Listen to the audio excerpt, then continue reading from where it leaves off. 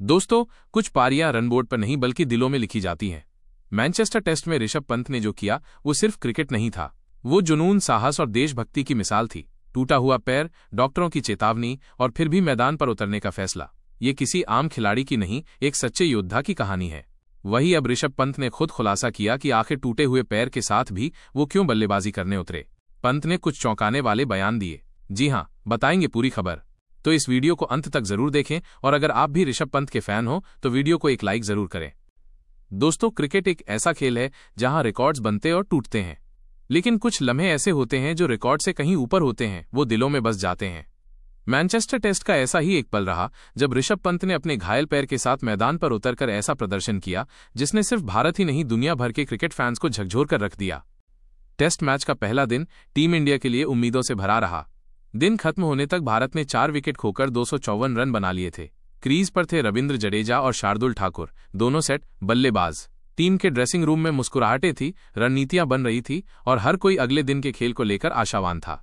लेकिन इस सब के बीच एक चिंता भी मंडरा रही थी। विकेटकीपर ऋषभ पंत को बैटिंग के दौरान गेंद लग गई थी। डॉक्टरों ने बताया कि पंत के पैर में फ्रैक्चर है। टीम के खेमे में सन्नाटा पसर गया। साफ कहा गया उन्हें कम से कम 6 हफ्ते का आराम चाहिए, यानी अगला कोई भी टेस्ट नहीं खेल सकेंगे। दूसरे दिन की सुबह शुरू हुई रविंद्र जडेजा और शार्दुल ठाकुर के साथ। टीम को उम्मीद थी कि ये जोड़ी स्कोर को 300 के पार ले जाएगी, लेकिन दिन की शुरुआत ही निराशाजनक रही। जडेजा सिर्फ 1 रन और जोड़ सके और 20 के स्कोर पर जोफ्रा आर्चर की गेंद पर बोल्ड हो गए। इसके बाद आए वाशिंगटन सुंदर। उन्होंने शार्दुल के साथ पारी को संभालने की कोशिश की। दोनों ने सधी हुई साझेदारी की और स्कोर 300 के करीब ले गए। शार्दुल ने 41 रन बनाए और फिर वो भी आउट हो गए। अब भारत का स्कोर 314 रन पर 6 विकेट हो चुका था। सभी की नजरें ड्रेसिंग रूम की ओर थी।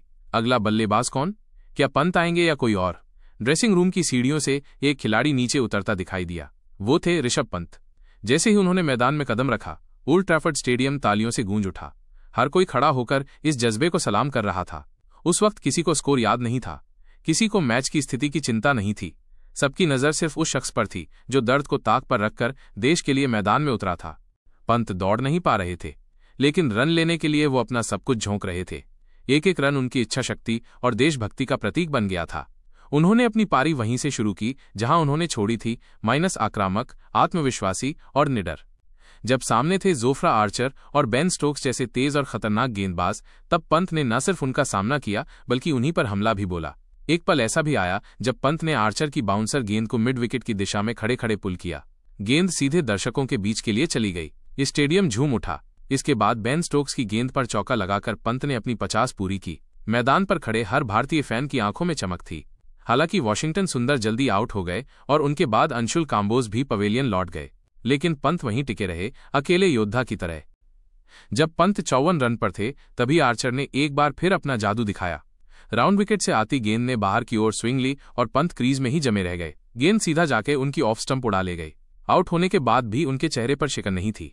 उन्होंने अपने हेलमेट को उतारा, आसमान की ओर देखा और जैसे खुद से कहा, मिशन पूरा हुआ। मोहम्मद सिराज मैदान में उतरे और पंत की पीठ थपथपाई। स्टेडियम में मौजूद हर दर्शक ने एक बार फिर खड़े होकर तालियां बजाई। ये सिर्फ एक खिलाड़ी की विदाई नहीं थी, ये था एक जज्बे को सम्मान देना।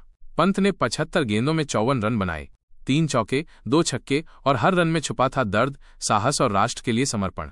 उन्होंने अकेले दम पर भारतीय पारी को 358 तक पहुंचाया। इस पारी ने हर किसी को सोचने पर मजबूर कर दिया कि असली खिलाड़ी कौन होता है। वहीं इस पारी के बाद ऋषभ पंत ने खुद खुलासा किया कि आखिर उन्होंने क्यों टूटे हुए पैर के साथ भी बल्लेबाजी की। पंत ने कुछ चौंकाने वाले बयान दिए। पंत ने कहा, कभी कभी जिंदगी में ऐसे पल आते हैं जब आपको फैसला करना होता है, दर्द में रुक जाओ या दर्द को चीरते हुए आगे बढ़ो। जब मुझे पता चला कि मेरे पैर में फ्रैक्चर है, 1 सेकंड के लिए सब कुछ थम सा गया। डॉक्टर साहब कह चुके थे 6 हफ्ते का आराम चाहिए। मेरे दिमाग में एक ही बात घूम रही थी, मैं अपनी टीम को ऐसे कैसे छोड़ दूं। मुझे याद आया अनिल कुंबले सर का वो पल जब उन्होंने टूटे जबड़े के साथ ब्रायन लारा को गेंदबाजी की थी। वो सिर्फ एक स्पेल नहीं था, वो एक संदेश था कि जब देश की बात हो तो शरीर की नहीं, दिल की सुनी जाती है। उन्होंने आगे कहा, मैंने खुद से एक सवाल पूछा, क्या मैं दर्द से लड़ सकता हूं? और जवाब आया, देश के लिए जान भी हाजिर है। यह सिर्फ कोई और मैच नहीं था, यह टेस्ट बहुत बड़ा था। हम सीरीज में पीछे थे, अगर ये मैच हार जाते तो सीरीज भी हाथ से निकल जाती। ऐसे में ड्रेसिंग रूम में बैठे बैठे सिर्फ ताली बजाना मेरा काम नहीं था। मैं बल्लेबाज हूं और जब टीम को मेरी जरूरत है तब मैदान में उतरना मेरा फर्ज है।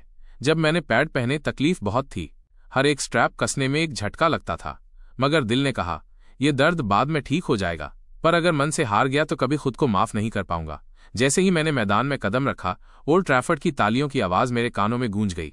मुझे लगा जैसे सारा भारत मेरी पीठ थपथपा रहा है। मुझे कोई स्कोर याद नहीं था, कोई रन नहीं गिन रहा था। पंत ने आगे कहा, मैं जानता था कि मैं लंबे समय तक नहीं टिक सकूंगा, लेकिन जब तक सांस है तब तक कोशिश करता रहूंगा। मेरी 50 जब पूरी हुई तो मैं अंदर से थोड़ा सा शांत हुआ। जब मेरी गिल्लियां उड़ी और मैं आउट हुआ तो एक अजीब सी राहत थी। दर्द था पर अफसोस नहीं। मैंने जितना कर सकता था किया। मुझे नहीं पता लोग इसे कैसे याद रखेंगे, लेकिन मेरे लिए यह सिर्फ एक पारी नहीं थी। ये मेरा देश के लिए दिया गया वचन था कि जब जब जरूरत पड़ेगी मैं वहां खड़ा मिलूंगा। दोस्तों, ऋषभ पंत ने ऐसा बयान देकर सभी का दिल जीत लिया।